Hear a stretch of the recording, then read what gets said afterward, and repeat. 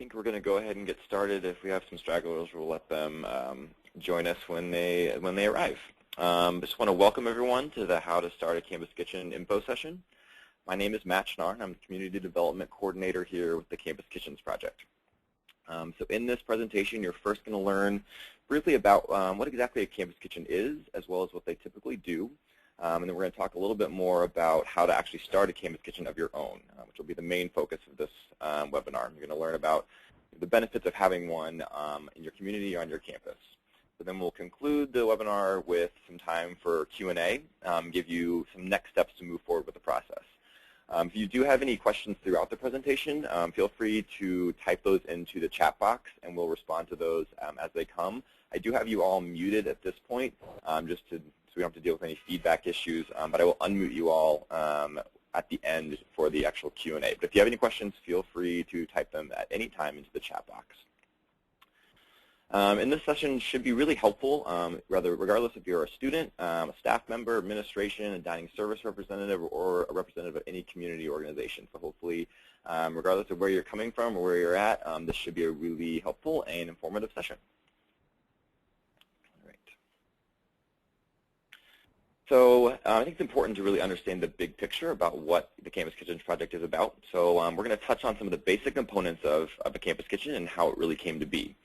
So I think it's always really good to set some context. So we're going to start with the issue that first led to the idea and the creation of the Campus Kitchens Project over 12 years ago.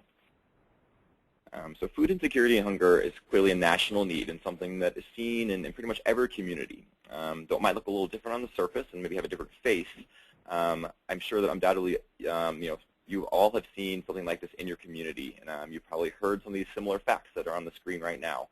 We have about 50 million Americans that are living in food insecure households currently. Yet at the exact same time, 40% of the food in the U.S. is wasted each year, which is ending up costing Americans, $165 billion in wasted resources.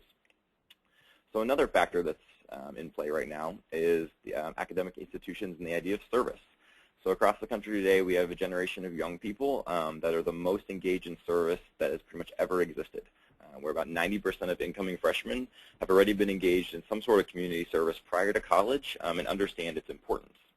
And at the same time, 89 to 90% of college campuses include something about civic engagement and service as part of their mission. So we know that college students want to give back, and we also know that schools want this to be a part of their student experience. But we need to find a way, to really make this service meaningful and still convenient. And at the same time, these students are really wanting to see the impact of their work.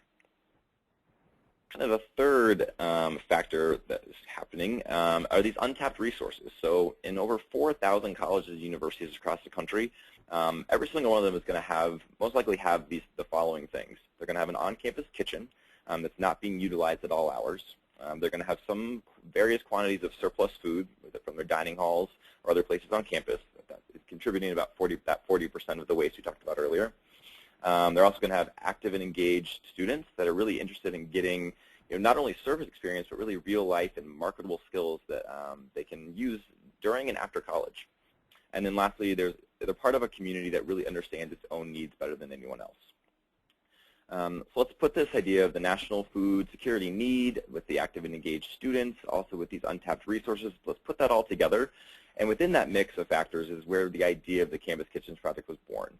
So meeting needs by utilizing excess seems to really make sense, clearly, and it's kind of a no-brainer. And so here at CKP, we found really the most effective and impactful ways to make that happen on your campuses.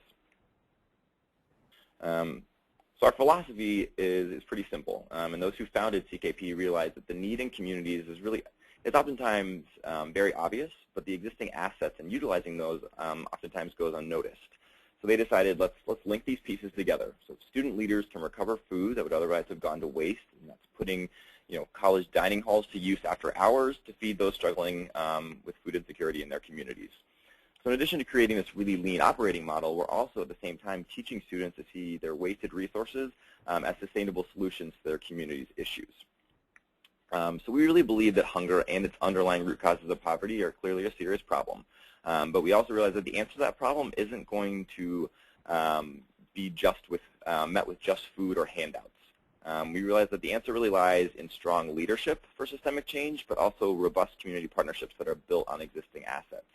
So we believe that we can find that kind of leadership and that kind of partnership potential in our nation's schools, those untapped assets that we're talking about. These schools are really innovative, laboratories in a sense that have all the essential resources to study and solve some of our nation's major social issues, including poverty and hunger. So let's take a little bit of a look at what we actually do each day with the Campus Kitchen. So currently, in 33 schools across the country, Dining Services designates unused kitchen space on or near campus that can be shared or used during off hours. Last year, we had almost 6,000 student volunteers that contributed nearly 50,000 hours of service at their campus kitchens. These students can contribute to the program in a variety of capacities, whether that be from volunteering and creating and delivering meals, or guiding the program as members of their leadership team on campus. So those students are taking recovered food from not only their dining halls, but also food banks, grocery stores, farmers markets, and even local farms. They store it on their on-campus kitchen. And in the last year alone, our schools recovered over 400,000 pounds of food that would otherwise have been gone to waste and thrown away. So then with that food, students take part in cooking shifts that happen 2 to 5 times a week, where they're preparing or repackaging the donated food into balanced, nutritious meals. So last year alone, our schools were able to prepare 250,000 meals, and we actually just hit our 2 millionth meal a couple months ago as a network. So then those meals are then transported and served to community partners and individuals in need in their community, whether that be in shelters, after-school programs, low-income housing complexes, kind of anywhere in the community that has a need. And so last year alone, our Campus Kitchens fed nearly 9,000 clients at 160 different agencies in the communities that we serve. So this is just a way to kind of see, just by the numbers, the impact that we're making each day. But I think the real power of the Campus Kitchen product is clearly more than just the meals and the numbers. So we always say that we're never going to feed our way out of hunger, and food's really not the only answer to this problem. So with Campus Kitchens, we encourage all of our students to think about using what we call using their food as a tool to enter into kind of deeper relationships with the clients that they serve. Clearly, there are underlying root causes of hunger that have nothing to do with actually being hungry, and these need to be addressed along with meeting the immediate needs with food. So by starting with the meals, students are able to get their foot in the door and start relationships with clients in their community so they can eventually learn about the other needs that they might have. And so once those needs have then been identified by the clients, students are able to create community-focused programs that meet those needs and tailor them really specifically to the community that they're working in, with having client input and collaboration at every step of the way. So some quick examples of what these kind of programs look like at Campus Kitchens. A lot of Campus Kitchens are doing a lot of programs around nutrition education, whether that be for youth, families, seniors, you're kind of focusing on any specific health needs and concerns. Some work doing SNAP outreach, some work with farmers markets doing special nutrition classes or cooking demos. Another thing a lot of our Campus Kitchens are working on to kind of go beyond the meal is working in community gardens and farms. So many Campus Kitchens choose to create on or off-campus gardens that not only are they providing an extra source of fresh produce for their meals, but it's also a great platform for engaging their community partners, especially youth and elderly. Some Campus Kitchens are working on programs that involve economic empowerment. This can include working with culinary job training programs, so making, getting those in their community certified to work in the culinary field, or working with on-campus farmers markets, or creating food hubs, which create just more selling points for local farmers, which then can help their overall economic impact in the community. And then lastly, schools are basically doing any sort of different kinds of community development, whether that be working with seniors and doing senior wellness classes. We have one school that does senior yoga. We do a lot of intergenerational service projects, a lot of different after-school programs and mentoring, backpack programs for weekend meals. A lot of schools do community-wide dinners that focus on maybe the veteran or homeless populations. But basically the point being is, these Campus Kitchens are doing more than just serving meals to their clients. They're really trying to invest and see what other needs that they might have and how they can help using the existing assets that they have on campus. So since our schools clearly have been doing these programs for over a decade, we have a lot of really helpful toolkits and information for new schools that want to start up different kinds of programs to kind of to really complement the meals that they're going to be serving. All right, so now that we've talked a little bit more and learned about what a campus kitchen typically does, we're going to start talking about how to get one on your campus. So we've created a very streamlined process for schools to follow in hopes of making this process as easy as possible. So basically, as you can see on the screen, there are 4 main groups that we found that each campus kitchen needs to foster support to really be effective and sustainable. And those are school support, student support, dining support, and community support. So each of these groups, they really work in tandem to ensure that the campus kitchen is going to have the greatest impact both on the community and with the university involved. So without one, the system clearly is not going to be as strong. That being said, the way that each group can support this particular campus kitchen can vary pretty greatly depending on your specific campus and your community. So we're going to take a look at each of these groups, and after I explain a little bit about that group, I'm going to give you a next step to take to really start the process for starting your campus kitchen so you can get started right away. These first steps are just one of many steps that we have outlined in our new online kitchen planner, which you can find on our website, and I'll provide that link. Actually, I can find it now, right here. And I'll go over it more in depth later in the presentation, but this is what we've created that lays out the entire process in a really user-friendly way that tracks your progress through as you are fostering all these support in these various groups. And it just helps you keep everything on track and able to kind of communicate with your team. But again, we'll go over a little bit more in-depth about that planner later. So let's jump right into the first group, which is school support. So having the support of your school, while it might not seem like the most important factor, can make creating and sustaining your campus kitchen that much more easy. So each campus kitchen, at the very least, needs to have what we call a sponsoring office. So this is basically just a place where your campus kitchen can call home. Usually falls in the under the Office of Service Learning, Civic Engagement, Campus Ministry, but can also fall under any academic department, such as social work, nutrition, culinary arts, business. Some schools start their program through an actual class where they use a professor as their sponsor. This is basically going to be the first group you really want to try to reach out to, mostly because they can help you connect with other students, other programs, other staff that might be interested, and it just gets a great starting point to see if your school really is on board to bring this project onto campus. So aside from just having your sponsoring office, fostering a variety of support with staff and other administration can really help you move forward and can only be to your benefit. So talking even with a president or provost or dean of students, someone higher up, and getting them on board to kind of say that they do support the idea of a campus kitchen can really help move the process along much more quickly. So talk to professors, other staff, and really don't limit yourself to just departments that might have a close tie to hunger or food, because you never really know who might be interested in this topic and issue.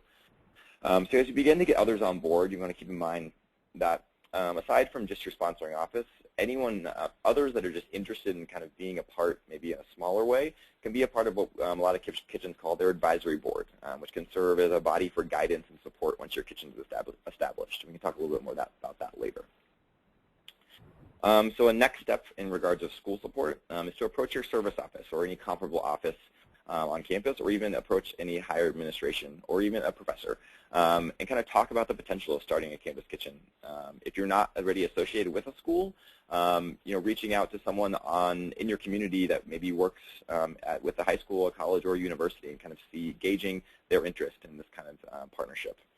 We have some great information and one-pagers and tools on our planner online that highlight some of the frequently asked questions by universities, provides a lot of good answers and talking points, and also provides a lot of good example letters of support. And we have a great feasibility plan to see if the office that you chose is really going to work the best to support your campus kitchen.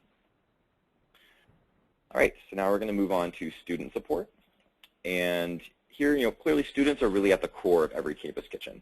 And they hold a variety of roles within it. So each campus kitchen must first have a strong student leadership team, consisting from anywhere from 5 to 12 students. And this leadership team is not only important once your kitchen is open and operating, but it's crucial during this planning period as well, before you actually are up and running. So the leadership team really guides the campus kitchen and provides structure and support on campus.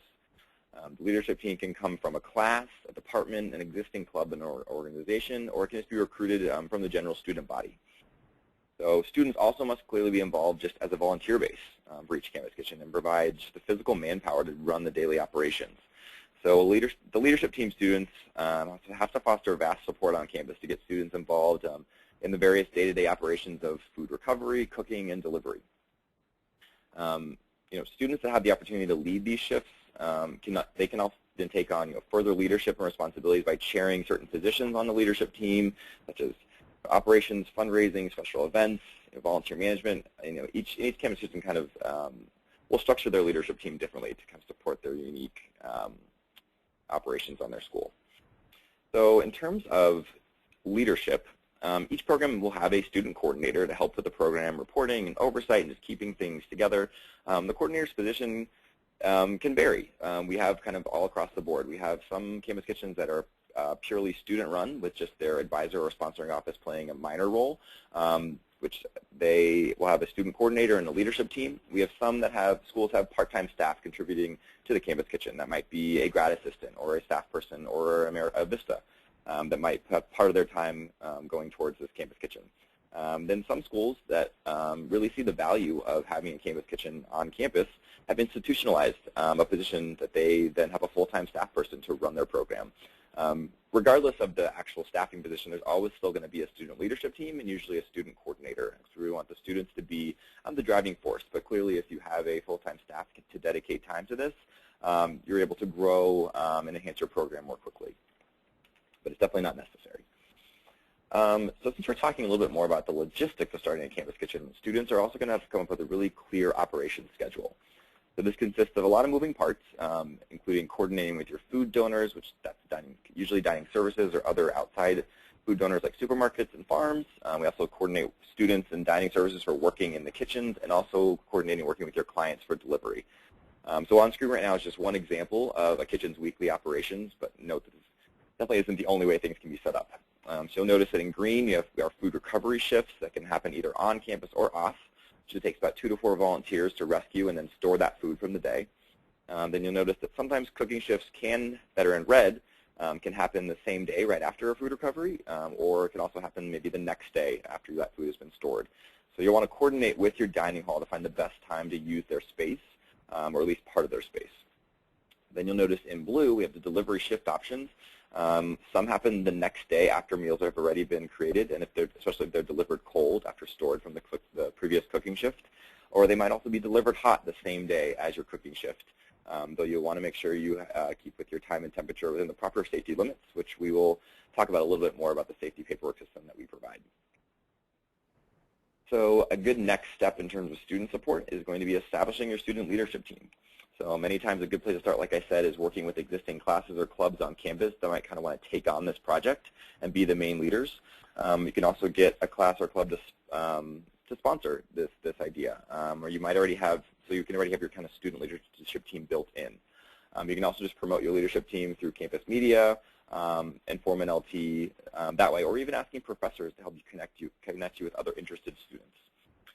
And then also you can also start looking into chartering your organization as a campus kitchen, as an official group on campus, which can help open up a lot of doors in terms of funding and finding volunteers. So we are going to move on to dining. So dining services support is clearly another crucial component of a campus kitchen. Generally, dining services provides a few key things for that campus kitchen, though there are clearly always exceptions. Those are, they provide the idle kitchen space and an on-campus dining hall that can be used both for the storage and preparation of meals. And it doesn't have to be completely idle. A lot of times our campus kitchens has just a specific place within the dining hall, and they usually go on maybe non-peak hours to do some of their meal prep. They generally provide donated and leftover food from their meal service that can either be used as is if it's a already prepared product, or combined with other produce or other donations to prepare into balanced meals. Dining staff can also oftentimes act as kitchen safety support when students need guidance or have questions. This is by no means required, but a lot of times that ends up happening where dining staff are excited to be involved and be a part of this and are able to help with some of those kitchen safety questions and guidance. So dining service support can sometimes be one of the more difficult components due to the fact that many dining service staff members have some initial concerns clearly about donation liability and kitchen safety hazards. But the Campus Kitchen Project provides a lot of information and great tools that you can use to really help pitch the idea to dining staff and hopefully breach any of those concerns they might have. Quickly talking a little bit about some of the liability, typical liability questions and concerns and how we address those. So the Bill Emerson Good Samaritan Food Act was national legislation since 1996. It protects all those, including universities, who donate leftover food in good faith to needy individuals in their community. And even beyond this, that's kind of a catch-all national legislation, CKP has taken measures to go far beyond any industry standards to encourage the proper safety and sanitation of the operations when working in a kitchen. So we've created our own kitchen safety paperwork system using the HACCP, which is Hazard Analysis Critical Control Points, which really this paperwork system tracks your food from in the kitchen through the cooking process and out to your clients. To allow for safe time and temperature procedures and make sure those are being taken. It ensures that we are just handling, this process ensures that we're handling the food in quote-unquote good faith under the Good Samaritan Act. CKP also requires that student leaders leading cooking shifts in the kitchen be ServSafe certified. So what that means, the ServSafe certification is the same kitchen safety certification that pretty much any restaurant or any dining service staff member must receive when working in a kitchen. It's a simple online exam, which is explained more in the online planner. But this ensures that at least one student or two students are knowledgeable of kitchen safety and knowledgeable of the kitchen space. So this takes a lot of the pressure off of dining staff to really be actively involved with all student volunteers. And kind of last but not least is saying that the Campus Kitchens Project has been doing this again for 12 years and served over 2 million meals. We've never had a single issue, liability issue regarding client food safety, and it's really due to the fact that we provide all these tools and take these precautions and have this readily available for our campus kitchens. So a next step for dining services is to reach out to your dining service director or manager. You might want to use your sponsoring office or other administration that you've kind of pulled into the mix at this point to facilitate this connection. But pitch the idea of your campus kitchen. Be sure to have information about the liability information that we talked about that can be found on the planner. Talk about potential space and food donation possibilities. The planner is going to provide all the tools and information you're going to need to really pitch this idea. But it also could be smart to come to that meeting with your sponsor or sponsoring office or other staff member. That way you can help things move again a little more quickly. All right, and the final category is community support. This is clearly one of the most important because CKP really prides itself on being a community-focused program and organization. So every campus kitchen fully assesses their community in the beginning and identifies assets that are already existing that they can then utilize for their campus kitchen partnerships. So your campus kitchen is going to need to identify and pick community partners to deliver your meals to, which we talked about briefly in the operations plan. So looking at organizations that your university might already partner with is a great place to start. So piggybacking on other service programs or campus partnerships that hopefully have a positive outlook of the university can bring really fruitful relationships relatively quickly. So it's important, though, that we remember that the relationships between the campus kitchen and the community always remain reciprocal, so where each group benefits from the other in different ways. So definitely when looking at these potential partnerships, who to serve your meals to, keep in mind this idea of being mutually beneficial.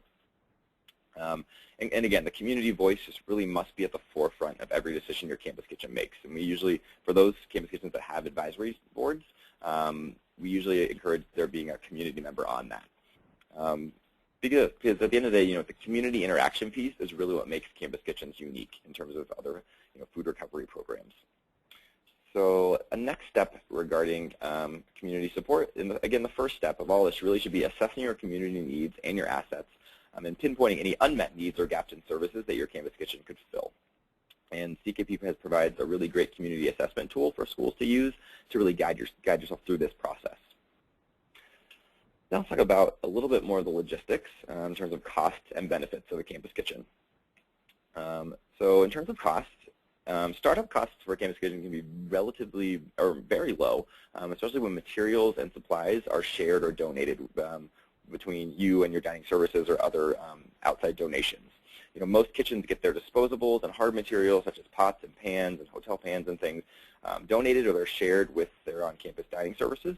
So usually the only costs incurred there are investing in some insulated bags for transportation.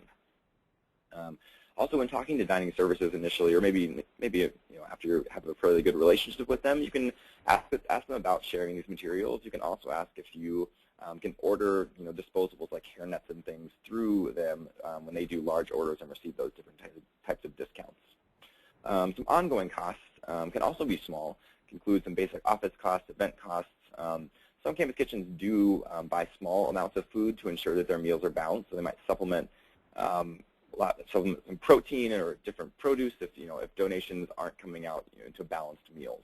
But now many schools are using their own gardens or partnering with farms and doing gleaning to supplement for a lot of that product that can make their meals more balanced. CKP does have an annual affiliation fee associated with being a part of our network that is $1,200. And this $1,200 provides schools with numerous benefits, resources, tools, including access to many grant opportunities that can be really helpful, really also other helpful resources to help you assist raising those funds. So we'll take a little more in depth into what you're actually getting and the value of joining our network. So you might be thinking, wow, that seems like a lot of money, and how are we going to raise this and all these different things? But the good news is we provide a ton of opportunities in terms of startup grants that cover a variety, if not all, of the startup and ongoing costs. So we'll talk a little bit more about that in a second. But CKP really brings many other things to the table for schools, dining services, and students when you join our network. And so on top of full support from our staff that you'll get ongoing through this affiliation process, once you actually launch, you're going to receive numerous things, including program support, which you'll have access to a full-time program manager on staff who can offer all kinds of support and guidance in terms of program growth and development. We also offer monthly network trainings and webinars on various topics that typical campus kitchens want to learn more about, bringing in lots of different experts and different things in the field. In terms of financial and in-kind resources, CKP has connections to a lot of national and local grant opportunities, and we have ongoing grant competitions that are offered for our network to assist with funding. Sometimes this could be focusing on specific populations. We just finished a round of grants through the AARP Foundation focusing on senior hunger. We also have a lot of grants that focus mostly on just getting startup funds. So this money can go towards internships, fellowships, help with the planning process, or also go to purchasing some startup materials to really enhance your operations or your programs. We can also leverage other national relationships and provide grant matches or internship opportunities or other things for needs for one-time funding needs. We also provide some great platforms for online fundraising, which we have a couple events a year. We have one called Raise the Dough, where it's an online fundraising competition for all of our schools, where over half the schools that participated raised over $1,000, with some raising over $5,000. So again, some other values of joining our network is the student development and best practices aspect. So we provide a yearly boot camp training for all of our schools and a yearly conference where we can bring people together to really train them on the things that are important about running campus kitchens, and then also focusing on some of the bigger picture ideas of why we do what we do. We've also created an entire online library of tools and resources that you can access anytime. And like I briefly mentioned before, this is where we house our safety paperwork system that we, along with national food service providers, have created this system that we recommend schools use to keep schools free of liability concerns. We also provide a lot of technology and marketing support, including email, website, social media, and national publicity. So it's important to really remember that we provide a really time-tested and proven effective system to create, not only create, but also sustain and grow a campus kitchen program. The expertise that we've had over the years will allow you to most quickly and easily maneuver through any issues or any challenges you might have, and you'll be able to call upon us the knowledge and the know-how that we've had and of our entire network of schools across the country that are doing exactly what you're doing and working for the same mission. So we're going to quickly focus on some of the benefits for everyone involved. We talked a little bit about student leadership development. That has been an amazing byproduct turned real focus of the work that we're doing on campuses. So since students are in essence really running their own nonprofits, they're given a real high level of responsibility, which gives them really great tangible and work-relatable skills that line up perfectly with not only what they're learning in the classroom, but also what employers are really looking for after graduation. You can read some of the stats that we've done through our research. 9 out of 10 students that worked with campus kitchens have felt that their leadership role in campus kitchens taught them how to manage a nonprofit and how to really, that idea of starting a project and really seeing it through is something that's very marketable. And over half the students that were involved in leadership with Campus Kitchens really said that this changed their entire career path, so something that's really powerful. Some benefits to this school at large. Many schools, like we had said, have a strong commitment to service on campus, and this is something that can increase that exponentially. We get a lot of great local recognition for your school's involvement in the community, a lot of great service learning collaboration possibilities that many schools take advantage of with Campus Kitchens, and just the proven ability to really bridge that gap between the university and the community, which I think many universities are trying to deal with. Benefits in terms of dining services. Just the increased interaction with students can be a true benefit for dining service providers. The opportunity to even have their employees volunteer, which is a proven way to increase employee retention. Having on-campus and national recognition and publicity from their national food service providers is a great thing. Just the reduction of food waste and saving the dining halls money. And also it's the tax benefits. So these are purchased. And finally, benefits to the community.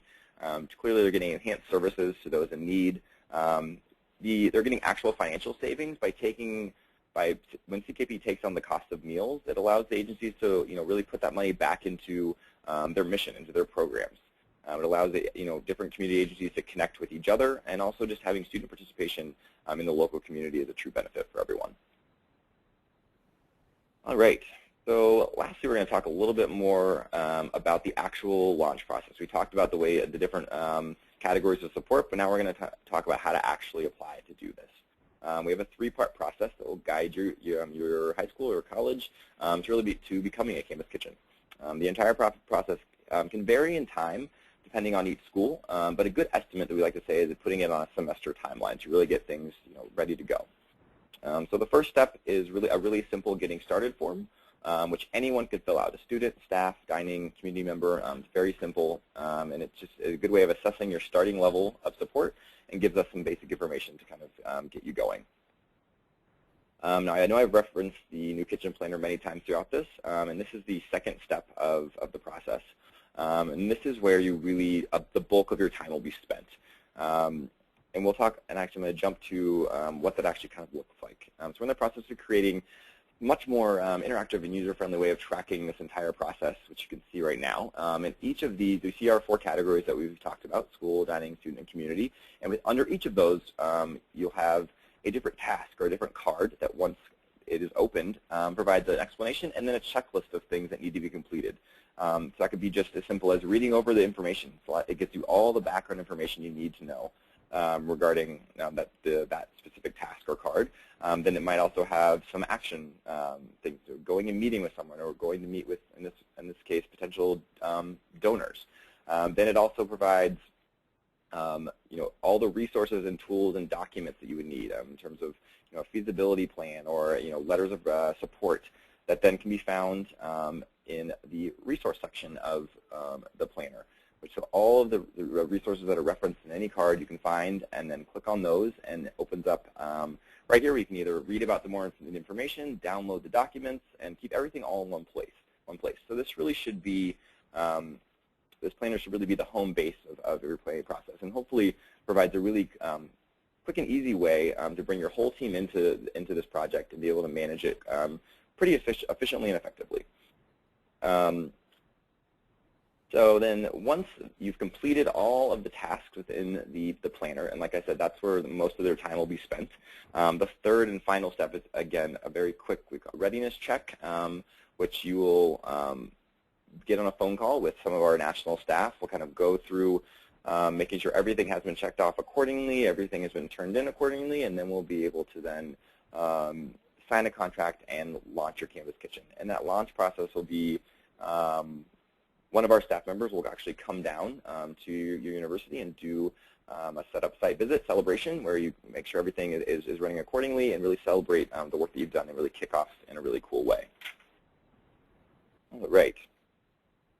So this is going to conclude the main part of the presentation. I want to thank everyone first just for taking the time to participate in this. I do want to open up the floor for Q&A, but I also want to encourage everyone to, if they want to learn more or continue this conversation, to fill out the Getting Started form. which you can see. Actually, it's on the screen there. Sorry, it's on the bottom of the screen there. It's also on our website, but it's again just a quick and easy way of, even if you're still just want to learn more information about this or have questions, feel free to fill that out or reach out to me directly anytime. I'd love to chat with you more about any unique particular concerns or questions or excitement you want to share about getting this program started. Here is my contact information on the screen. I'll keep that up for a while. But at this point, I'm going to unmute everyone. You can also type your question into the chat box below, if that's easier, if you don't have speaking capabilities. But if you do, I'm going to hopefully unmute everyone. If you are on a phone, it'd be great if you could mute your own phone if you're not talking. That way we don't get any feedback. I'm going to go ahead and unmute everyone. And if anyone, and we're doing that. Yeah, so go ahead and mute your phone individually. Does anyone have any questions at this point?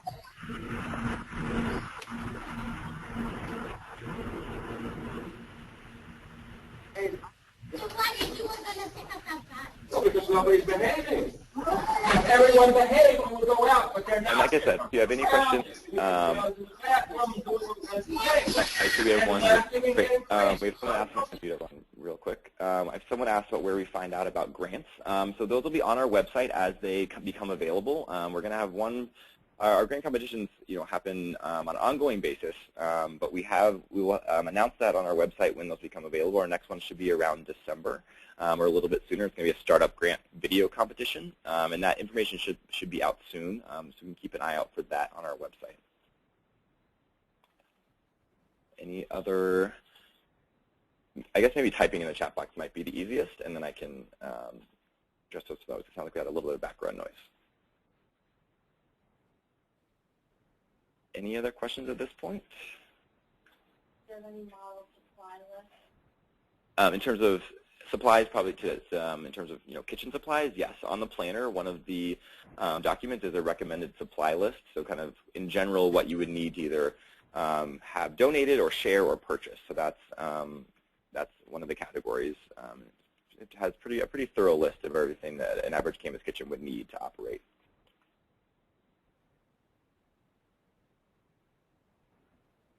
Anything else?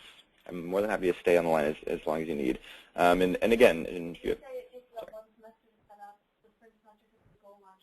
yeah, and again, like I said, yeah, about rough. I'm sorry. The question: does it take about a semester to start? And if so, would a spring semester be a good launch start date?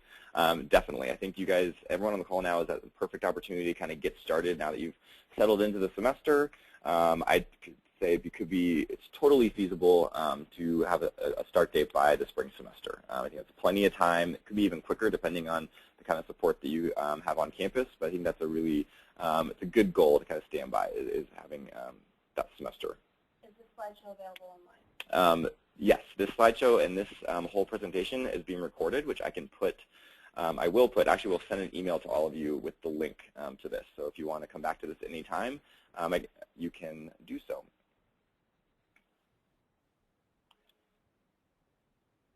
One more question here. What are the typical challenges faced in starting a kitchen? Typical challenges was the question in starting a campus kitchen. So there's a couple. Like I said, sometimes dining services can be one of the trickier components due to some of the liability concerns. So I think oftentimes you have a lot of eager students and oftentimes a lot of really eager staff and administration at the university to get this going, and sometimes working out, and it's the most technical in a lot of the pieces, and so it makes sense that there's more concerns on that end. But that can usually be a hurdle that most have to go through. We have a lot, all of our current campus kitchens have amazing dining service support staff that really support their programs and really stand behind that.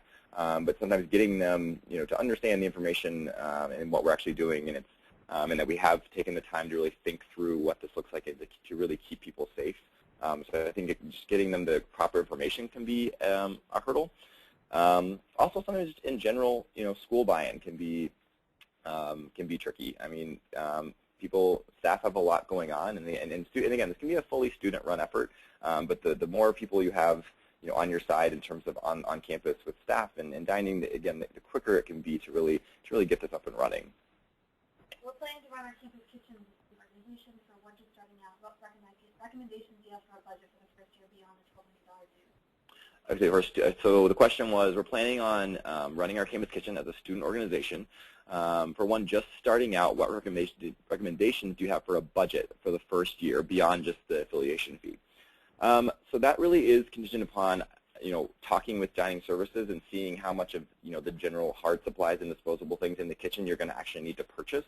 Like I said earlier, it can be fairly low if you're able to really share or have donated a lot of those supplies, which is usually the case. So I can, who asked that question? Was that? Jonathan.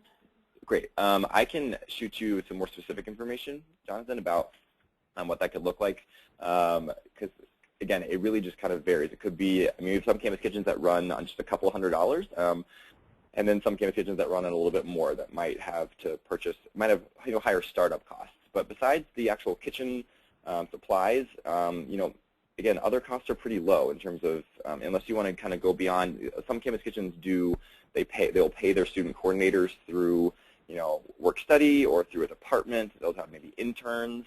Again, we can kind of help with really amping up the production of your kitchen, but that is added cost.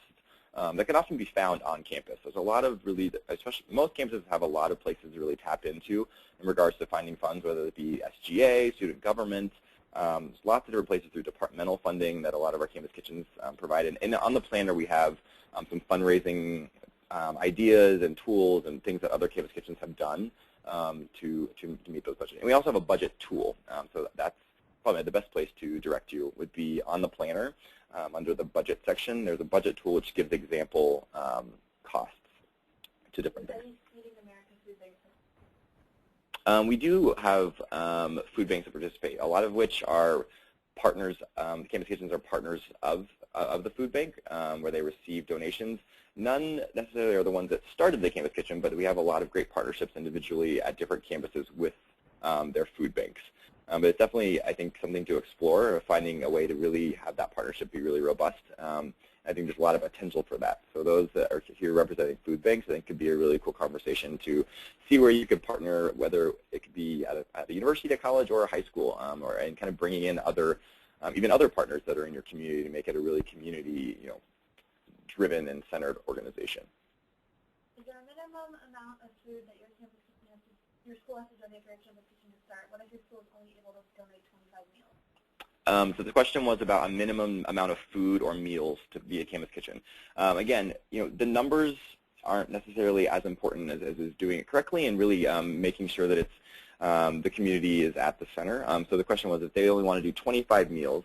So we our campus kitchens range in the meal production that they do. Clearly, some of our programs that have been around for years are doing ridiculous numbers of meals every week, in the hundreds and thousands.